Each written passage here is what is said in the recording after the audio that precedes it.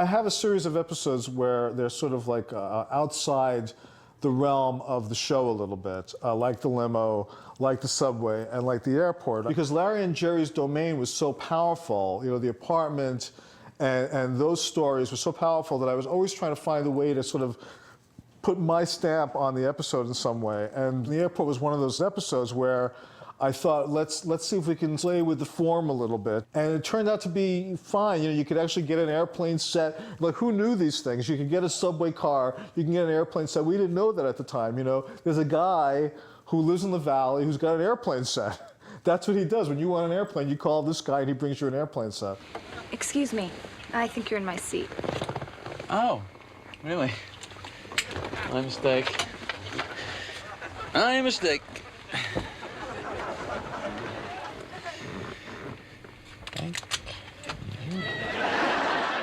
The airport episode, I think, was when we were starting to realize that comedically it was okay for me to be a character for whom things worked out, which kind of goes against standard comedic law. I mean, if you watch Laurel and Hardy or Charlie Chaplin or the Marx Brothers, things aren't supposed to really work out. They're supposed to completely implode. And we started to, that episode, I remember that it was obvious to us that we were going to do it that way from the beginning, and I think that's when we were starting to figure out my character would be a guy for whom things worked out. The thing about the airport show is that I can't get on a plane now without a flight attendant telling me how funny they thought that was. Of course, the difference between first class and and coach. Excuse me, I've got to go to the bathroom. I've got to go. I'm sorry.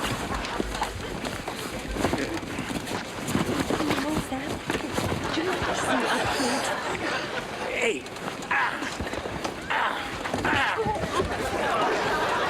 Now that is refreshing. Would you care for some slippers? Sounds lovely. Thank you very much. But it was such fun to play that bit with the stinky bathroom. And everybody can relate to that.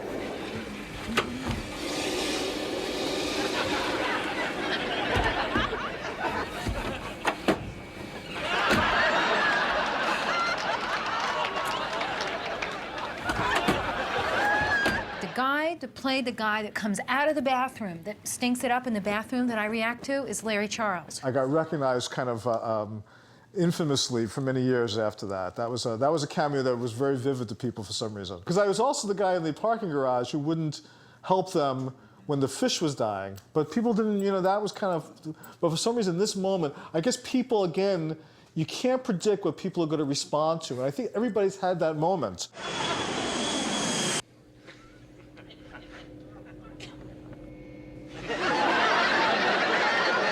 We went to the lower lot down here, just literally parallel to where Gilligan's Lagoon was for Gilligan's Island. And we had Kramer running alongside a truck and had a piece of the side of the fuselage with a window and with a camera behind it, and it was just held in with grips. And we just ran the truck right alongside Kramer. And I was just running along, and I mimed that I was under the wing or coming out from under the wing. We shot that late at night. It's a quick shot. We had to pick it up fast and get going.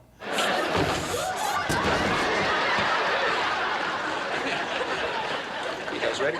Yeah, back to authenticity and how I like to make things look real. I did that on one take, and I hadn't practiced. I just got up there and let myself come through. And I got a bit of a burn on my bottom.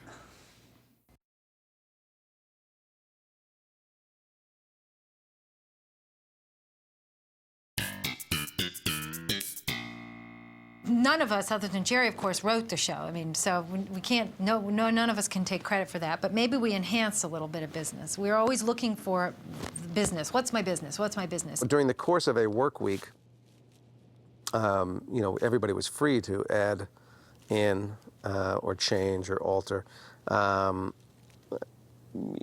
know, with discretion, but we certainly had loose reins about playing around with dialogue and business and whatnot. So in the pick episode, I send out a Christmas card and my nipple is exposed, which was based on something that happened to one of the writers where somebody sent out a card and a man's genitals were exposed. By accident, they had no idea. Oh, yeah, look at that. Looks good. Kramer did a good job. Yeah, well, I mean, how hard is it to take a picture? Did you look at this picture carefully? Carefully. Because I'm not sure, and correct me if I'm wrong, but I think I see a nipple. George doesn't get the card. I hadn't sent him one. Hey, how come I didn't get a Christmas card? Everybody else got one. Jerry got one. Kramer got one. I thought we were good friends. I don't get a Christmas card. I don't get it. You want a Christmas card? You want a Christmas card? All right, here. Here's your Christmas card. I grabbed his head and I rubbed his head in between my boobs and threw him back. And that was something that we came up with in rehearsal. Let me go get Newman. We'll see if he sees it. No, I don't want him looking. Oh, what's the difference? Everybody else you know has it. In some ways, Newman was a character. In some ways, Newman was a device. When you needed something delivered, you know, call the mailman. I was good for a quick hit. My job on the show was being a really good designated hitter. And as time went on, that served the purposes of the show in different ways. And so, you know, I would get the call. And the good part about that is that people respect your bat. The bad part is that you don't get to play the field and you're not in every game. Okay, what is it? Here. Take a look at this card. Tell me if you notice anything unusual about it. Yeah, your nipple's showing. Okay, thanks. Anything else? No. All right, see you later. The only thing that, you know, bothered me was that in seeing Elaine's nipple on the Christmas card, he seemed so cavalier about it, and that really seemed wrong. I think he would have just taken the card and left.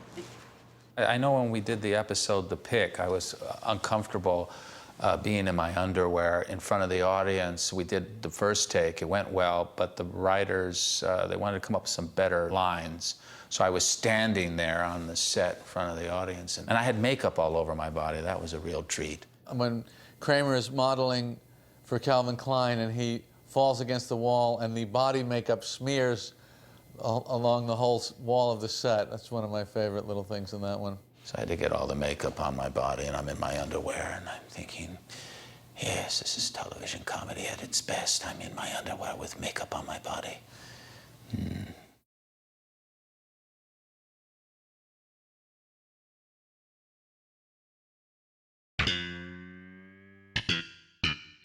Hey, is that Babu? It is.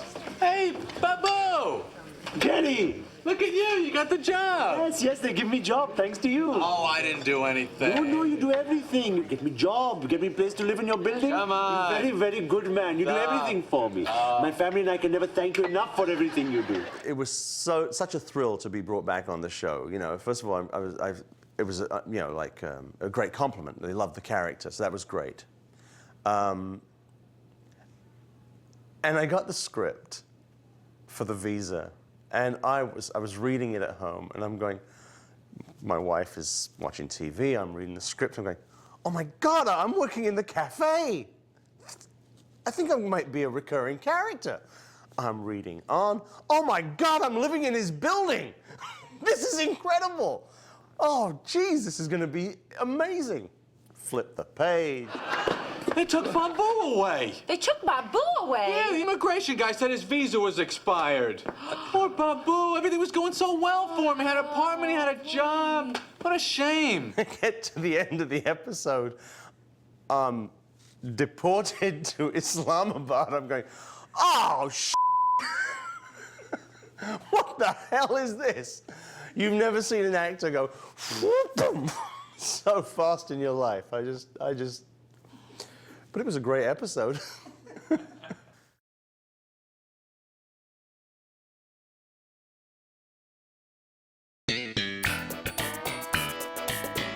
I mean, how could you two keep this a secret from me? It's not true. Enough lying. The line is through. Now, come on, Jerry, the masquerade is over. You're thin, late 30s, single. So are you. Yeah. For some reason, many people thought Jerry was gay. I mean, there was always this rumor. As the show got more and more popular, that rumor got more and more prevalent. And people would come up to me and go, "Is Jerry gay? Is Jerry gay?" And I go, "Look, he's always with women, and I have never seen any evidence of him being gay. What can I say?" People just, it's one of those kind of rumors that sort of took on a life of its own. And of course, that seemed like a natural, again, the dark side of human nature, that seemed like a natural area to explore. And we had a very unhappy, difficult table reading. It just didn't feel good, didn't feel funny. And Jerry and Larry said, let's shut it down and work on this. Because we had to do something about the fact that we were saying it's awful to be gay, which we knew we couldn't say. That afternoon, I came calling on Jerry and Larry in their office and said to them, my proposal is that we just not do this episode at all. So we were discussing the problem in the office with Larry Charles, who was the writer of the episode, and he said something, and he said, not that there's anything wrong with it. He says, these guys, there's nothing, they could be gay, there's not that there's anything wrong with it. And I said, that's the line. That's the line. And I remember the exact moment. I remember where he was standing, right by the door. I said, that line has to run through the whole show, and then we can get away with it. And I showed up at the new table reading, and they had taken my politically correct concerns and stood them on their head. And every time George and Jerry are accused of being gay, they say, we're not gay. Not that there's anything wrong with that. No, of course not. I mean, it's fine if that's who you are. Absolutely. I mean, I have many gay friends. My father's gay. Look, There were so many catchphrases that came out of the episodes that people will hurl at me walking down the street. Can't stand you, yada yada, master of the domain. But the number one, without question, is not that there's anything wrong with it. And it caught on like wildfire. I mean, literally the next day I heard people saying it everywhere. The interesting thing to me about that line was it actually accomplished two things. Was it addressed the problem and also satirized it at the same time. That was one of our best things, of like covering, really getting away with something by giving people what they want and thereby showing them, you really want this? I give absolute credit to how that caught on to Jerry, because he literally came in with the script and said, this is one of those where I got to show you how we're doing this, because he and Larry had figured it out in the room. It had a very definite rhythm, and it had a gesture to it. And he said it's got to be, not that there's anything wrong with it. And it had cross hands, and they come out to the sign. No, everyone's gonna think we're gay. Not that there's anything wrong with that. No, not at all. Literally the next day, it was everybody was saying it. The gay community went crazy for the show. They weren't offended at all. In fact, it wound up winning a GLAAD award, which is a Gay and Lesbian Alliance award. And it was another one of those, can't talk about this. Oh yes, we can. And watch this. Every day it's something else with you. I don't know anything about you anymore. Who are you? What kind of life are you leading? Who knows what you're doing? Maybe you're making porno films. Yeah. I'm buck naked. You're who? Buck naked? In the audience show that night, when we shot the scene, Estelle Harris couldn't be there, and Fran Drescher sat in for her in front of the audience. I open up the paper, and this is what I have to read about. I fell right off the toilet. My back went out again. I couldn't move. The super had to come and help me up. I was half naked. It's not true. Every day it's something else with you. I don't know anything about you anymore. Who are you? What kind of a life are you leading? Who the hell knows what you're doing? Maybe you're making porno films. Yeah. I'm buck naked. You're who? Buck naked?